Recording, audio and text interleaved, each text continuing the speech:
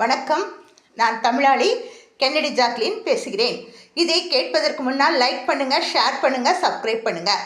அநேகர் பார்க்குறீங்க, ஆனால் சப்ஸ்கிரைப் பண்ணுறதில்ல. அது ஏன்னு எனக்கு தெரியல. பண்ணுங்க. நன்றி, வணக்கம். ஆரியர்கள் தமிழ் இனத்தின் வேறுபட்டவர். வட இமயம் சார்ந்து வாழ்ந்தவர்கள். ஆரியர்களுக்கு தமிழ் மன்னர்களுக்கும் போர்கள் நிகழ்ந்தன. அது என்னென்னா, மூவேந்தர்கள் ஒன்று கூடி அவர்களை விரட்டினார்கள். ஏன்னா அவங்க ஆடு மாடுகள் எல்லாம் மேய்த்து இங்கே நல்லா உட்காந்துக்கலாம் அப்படின்னு நினச்சாங்க. அதுவும் பாண்டிய மன்னர் வரைக்கும் வந்திருக்கிறாங்க, கடைசி வரைக்கும் வந்திருக்காங்க. விடுவாங்களா? அது வஞ்சி மாநகரம், அங்கேயும் வந்திருக்கிறாங்க. சேர நாட்டுக்கும் சோழ நாட்டு வேந்தர்கள் எப்படின்னா, வாழ் அந்த எரிகிற அந்த வில்லு காற்றை எதிர்த்து செல்லுமா. அந்த அளவுக்கு வீரம் பொருந்தியவர்கள் சோழர்கள், சோழ மன்னர்கள்.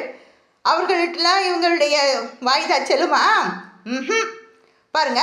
ஆரியர் துவன்றிய பேரிசை முள்ளூர், ஆரியர் துவன்றிய பேரிசை இமயம், ஆரியர் பொன் படு நெடுவரை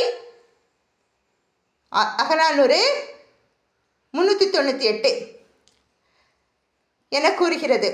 ஆரியர் அலரத்தாக்கி பேரிசை தொன்று முதிர் வடகரை வணங்கு வில் பொருந்தி வெஞ்சின வேந்தரை பணிந்தோன் வஞ்சி அன்ன என் தலம் தந்து சென்மே. வஞ்சி மாநகர தலைவன் ஓட ஓட விரட்டி அடிபணிய வைத்தானா.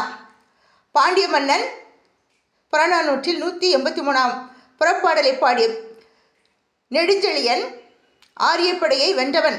இவனே பெருவெற்றி கொண்டவன். பாண்டிய மன்னர்களுள்